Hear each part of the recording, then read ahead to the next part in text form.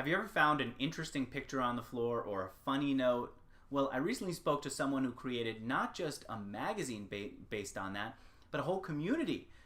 Hey everyone, it's Andrew Warner, founder of Mixergy.com, and I interviewed the founder of Found Magazine, Davy to find out how he built a community.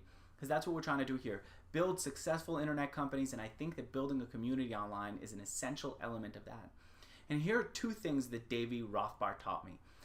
By the way, download the full interview. You're going to hear many, many more ideas directly from Davy and his interesting story of how he went from concept to building a magazine to having a successful community art project, as he calls it. But anyway, here are two ideas. Number one of the first things he did immediately after he created the magazine, he went on the road.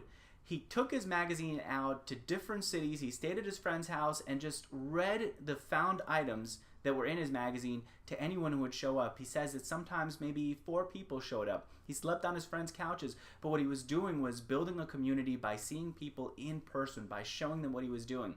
Today he's speaking to audiences of hundreds of people, but it all started by just going out there. And I think it's an interesting way to build a community because there aren't many people who are doing this. You get a one-on-one connection with your audience, and you get to make them really feel a part of the project. And here's the second thing that I think that he did really well, which is he keeps including his community in his project. There's no way that Davy could find enough things on the floor or anywhere to build a magazine, to fill up a magazine, or to fill up the books that he's published, or to post one a day on his website, which is what he does. He needs the community to keep finding things and sending it over to him, but they also need him to give their finds a voice. And that circular